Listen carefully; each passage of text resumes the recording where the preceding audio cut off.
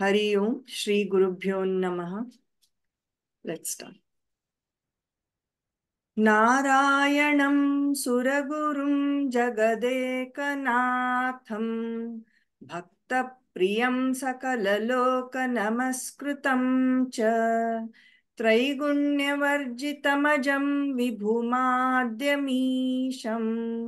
वन्दे भवघ्नम् अमरासुरसिद्धवन्द्यम्.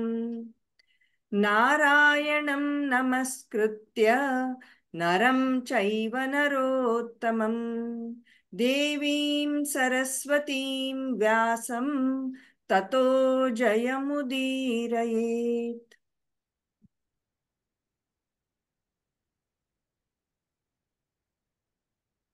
Yeah. So let's start chapter 6, shlokas 11 to 20.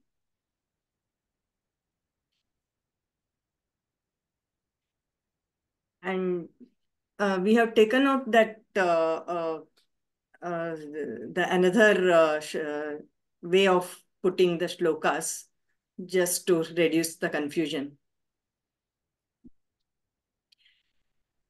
शुचौ देशे प्रतिष्ठाप्य शुचौ देशे प्रतिष्ठाप्य स्थिरमासनमात्मनः स्थिरमासनमात्मनः नात्युच्छ्रितं नातिनीचम् नात्युच्छ्रितं नातिनीचम् चैलाजिनकुशोत्तरम् चैलाजिनकुशोत्तरम् शुचौ देशे प्रतिष्ठाप्य स्थिरमासनमात्मनः नात्युच्छ्रितं नातिनीचं चैलाजिनकुशोत्तरम्. शुचौ देशे प्रतिष्ठाप्य स्थिरमासनमात्मनः नात्युच्छ्रितं नातिनीचं चैलाजिनकुशोत्तरम्. तत्रैकाग्रं मनः कृत्वा तत्रैकाग्रं मनः कृत्वा यतचित्तेन्द्रियक्रियः यतचित्तेन्द्रियक्रियः उपविश्यासने युञ्ज्यात् उपविश्यासने युञ्ज्यात् योगमात्मविशुद्धये योगमात्मविशुद्धये तत्रैकाग्रं मनः कृत्वा यतचित्तेन्द्रियक्रियः उपविश्यासने युञ्ज्यात् योगमात्मविशुद्धये. तत्रैकाग्रं मनः कृत्वा यतचित्तेन्द्रियक्रियः उपविश्यासने युञ्ज्यात् योगमात्मविशुद्धये. समं कायशिरो ग्रीवम् समं कायशिरो ग्रीवम् धारयन्नचलं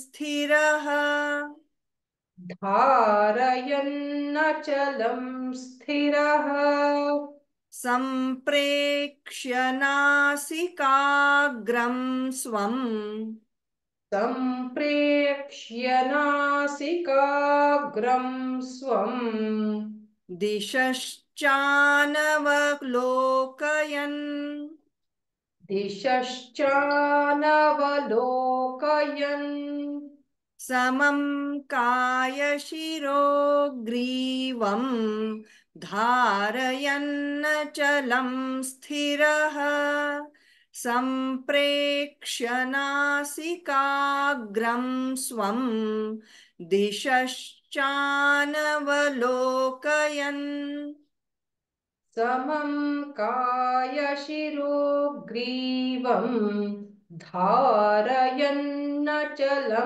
स्थिरः सम्प्रेक्ष्य नासिकाग्रं स्वं दिशश्चानवलोकयन्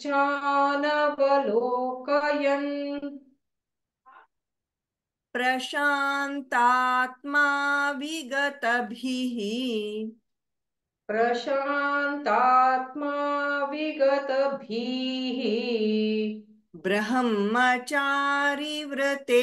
स्थितः ब्रह्मचारिव्रते स्थितः मनः मनः संयम्यमच्चित्तः मनः संयम्यमच्चित्तः युक्त आसीत मत्परः युक्त आसीत मत्परः प्रशान्तात्मा विगतभिः ब्रह्मचारिव्रते स्थितः मनः संयम्यमच्चित्तः युक्त आसीत मत्परः प्रशान्तात्मा विगतभीः ब्रह्मचारिव्रते स्थितः मनः संयम्यमच्चित्तः युक्त आसीत मत्परः युञ्जन्नेवं सदात्मानं युञ्जन्नेवं सदात्मानं योगी नियतमानसः योगी नियतमानसः शान्तिं निर्वाणपरमां शान्तिं निर्वाणपरमाम् मत्संस्थामधिगच्छति मत्संस्थामधिगच्छति युञ्जन्नेवं सदात्मानं योगी नियतमानसः शान्तिं निर्वाणपरमां मत्संस्थामधिगच्छति युञ्जन्नेवं सदात्मानं योगी नियतमानसः शान्तिं निर्वाणपरमां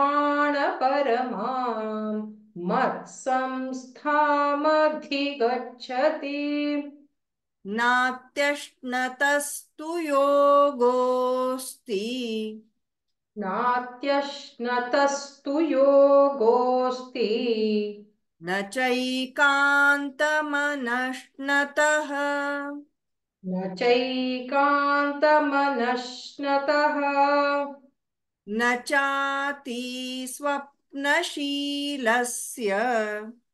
न चाति स्वप्नशीलस्य जाग्रतो नैव चार्जुन जाग्रतो नैव चार्जुन नाप्यश्नतस्तु योगोऽस्ति न चैकान्तमनश्नतः न चाति स्वप्नशीलस्य जाग्रतो नैव चार्जुन नात्यश्नतस्तु योगोऽस्ति न चैकान्तमनश्नतः न चाति स्वप्नशीलस्य जागृतो नैव चार्जुन युक्ताहारविहारस्य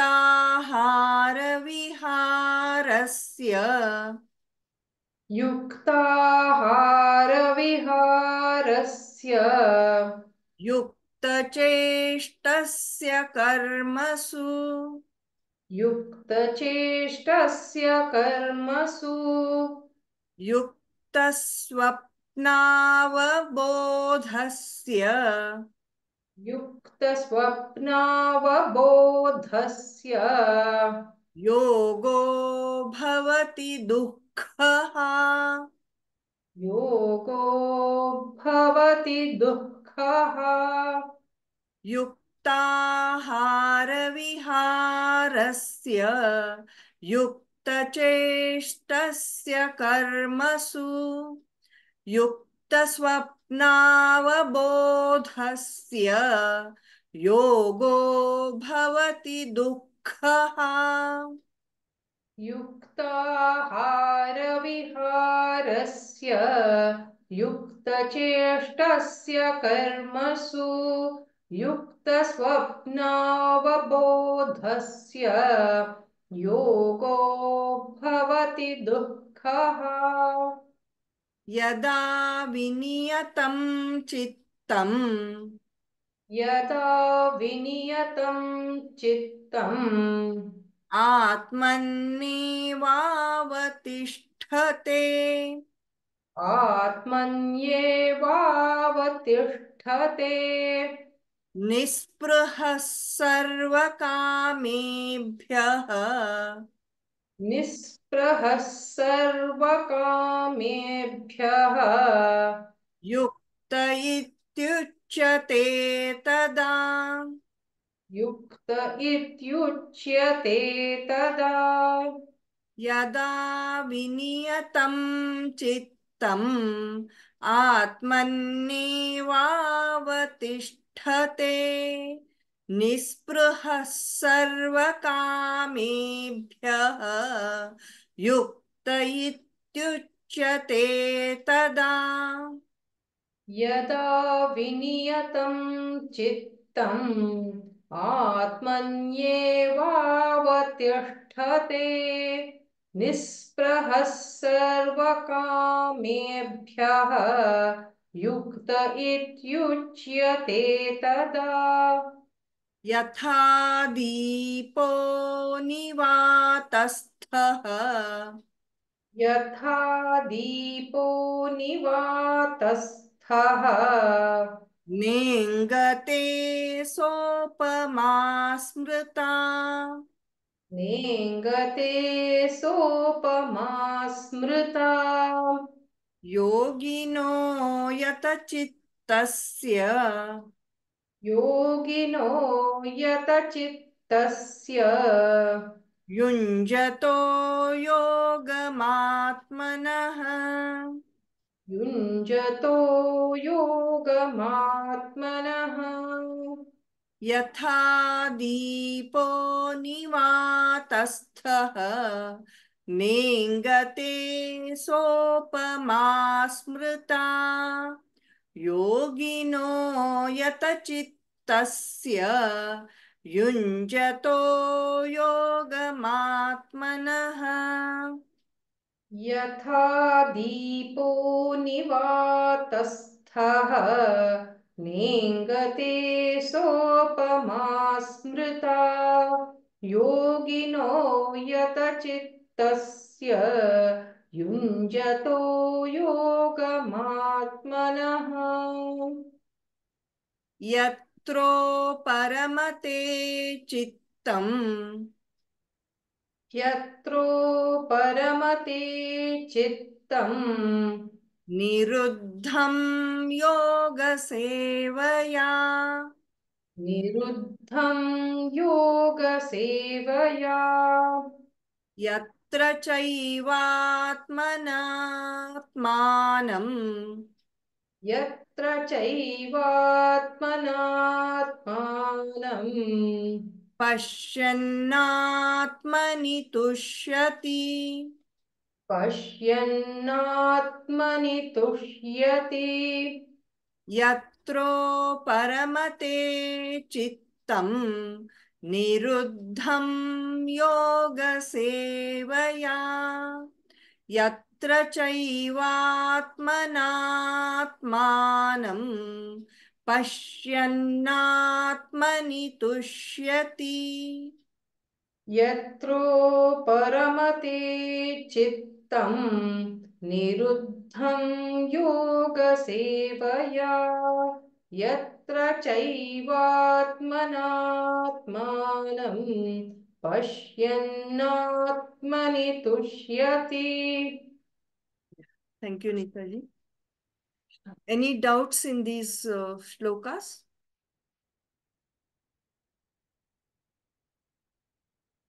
Okay, let's go for practice then. Ajit ji. Hare Krishna.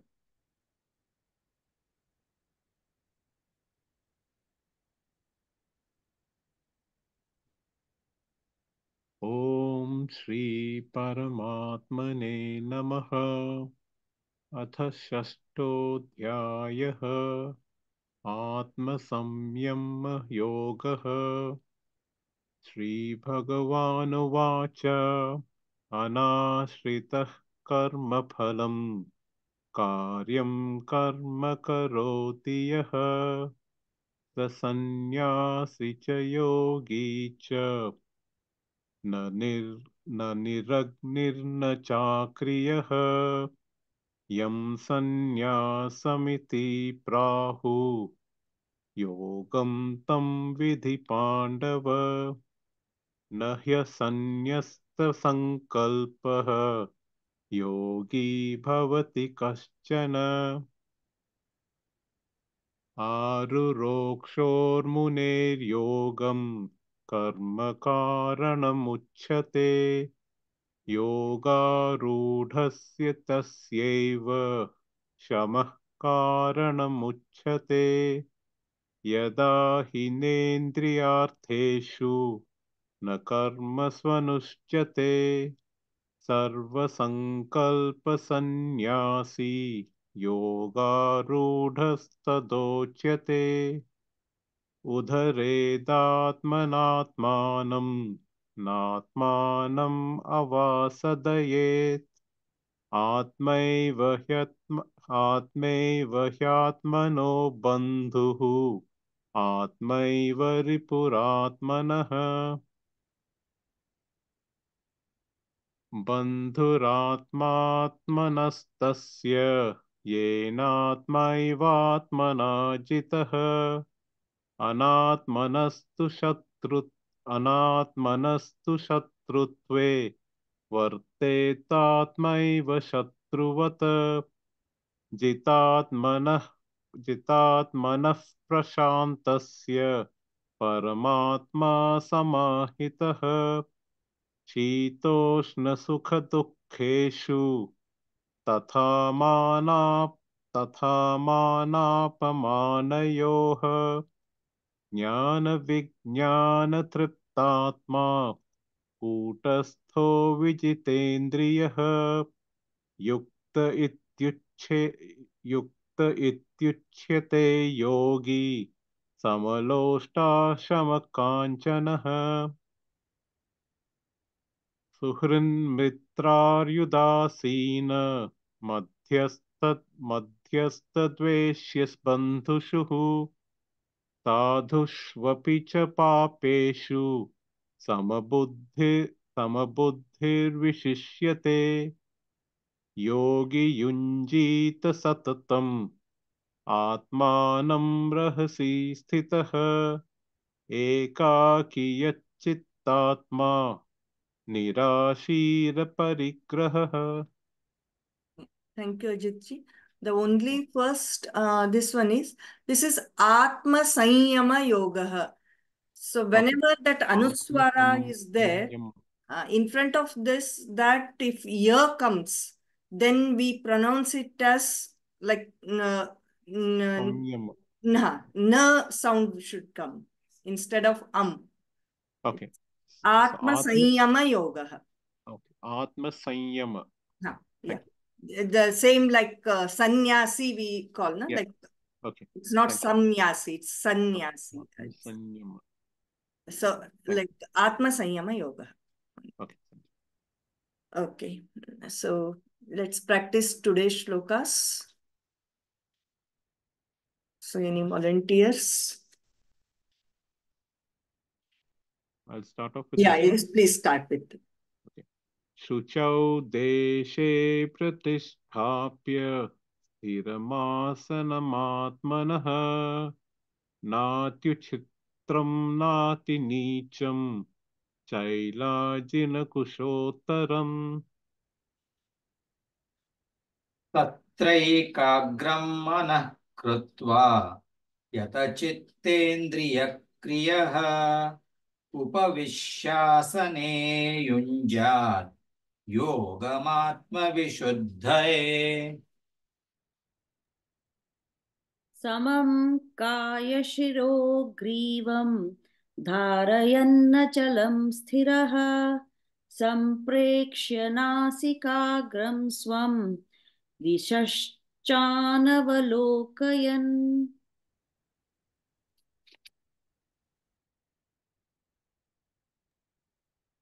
प्रशान्तात्मा विगतभिः ब्रह्मचारिव्रते स्थितः मनः संयम्य It is अचितः. Manas Sanyamya, the same Sorry. reason. Sorry, yes, Anuswara sorry. followed by ya, then we have to call. मनः संयम्य इच्छितः युक्त आसीत मत्परः. युञ्जन्नेवं सदात्मानं योगी नियतमानसः शान्तिं निर्वाणपरमां मत्संस्थामधिगच्छति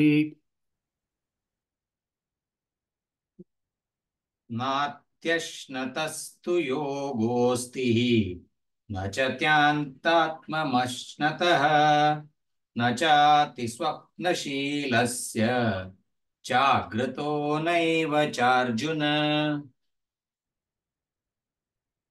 Chaikant. युक्ताहारविहारस्य युक्तचेष्टस्य कर्मसु युक्तस्वप्नावबोधस्य योगो भवति दुःखः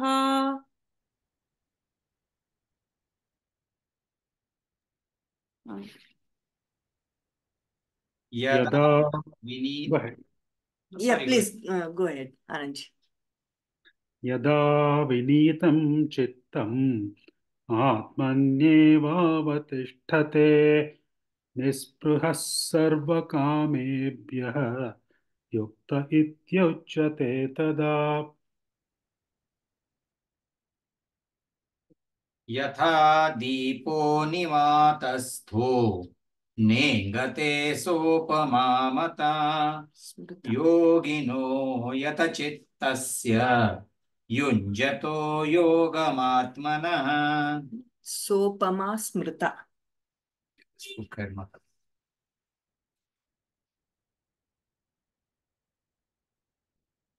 Ajit ji? यत्रो परमते चित्तं निरुद्धं योगसेवया यत्र चैवात्मनात्मानं पश्यन्नात्मनि तुष्यति. Thank you. So, any doubts?